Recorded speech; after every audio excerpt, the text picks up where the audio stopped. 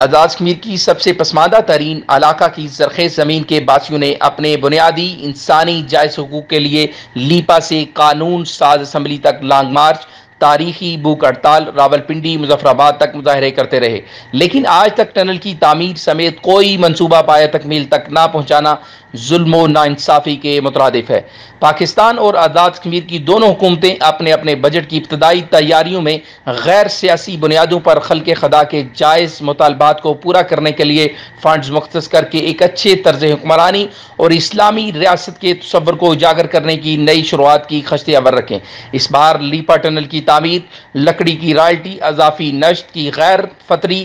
غیر انسانی حد بندی پر نظر ثانی، آفت زدہ علاقہ قرار دینے کے بعد بنیادی ضروری سہولیات، نوجوانوں کو آسان بلا سود شرائط پر قرضوں کی فراہمی سمیت چارٹر آف ڈیمانڈ، وادی لیپا کے دونوں یونین کونسل کے 26 دیہاتوں میں بسنے والے جملہ باعزت باوقار آبادی کا متفقہ ایجنڈا ہے۔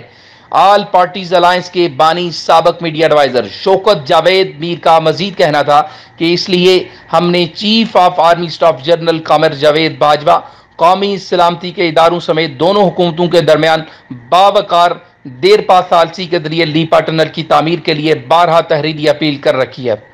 اور بہادر افواج پاکستان نے ہمیشہ انسانی اور عوامی ضروریات کے لیے اپنے تعاون کی لازوال مثالیں قائم کی ہیں، جس پر ہم ہر وقت ان کے شکر گزار ہیں۔ لیکن بات یہاں ہی ختم نہیں ہوتی، اب ان کی توجہ سے ایک بڑا انسانی مسئلہ حل ہو کر بے شمار انسانی جانوں کو تحفظ فراہم کر سکتا ہے اور آنے والی نسلوں کے لیے تابناک مستقبل کی ناوید ہوگا۔ اس لیے اب بجٹ سے قبل سیاسی جماعتوں کے سربراہان راجہ محمد فروخ حیدر خان، سردار عتیق احمد خان، چوہدری لطیف اکبر، بریسٹر سلطان محمود چودھری، انجینئر خالد محمود، جسٹس ریٹائرڈ ملک عبد المجید، حریت کانفرنس کی قیادت، الیکٹرانک پرنٹ میڈیا، انسانی حقوق کی تنظیمیں، دانشور خالصتاً انسانی حقوق پر دونوں حکومتوں پر اثر رسوخ استعمال کرتے ہوئے لیپا ٹنل بحالی میں اپنا بھرپور کردار ادا کریں۔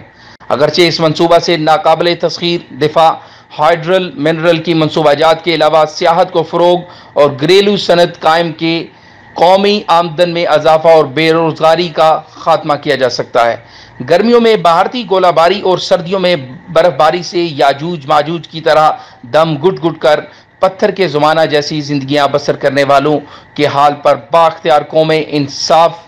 پسندی کا مظاہرہ کریں۔ یہی اللہ کا حکم ہے اور اس کے رسول کی سنت بھی اور اسلامی تعلیمات کا آفاقی درس بھی۔ اب لوگ اس نہج پر پہنچ چکے ہیں کہ بجٹ میں فنڈز نہ رکھے گئے تو شدید عوامی مزاحمت کا سامنا کرنا پڑے گا۔ رپورٹ ڈاکٹر عدنان کیانی، جہان نیوز، آزاد کشمیر۔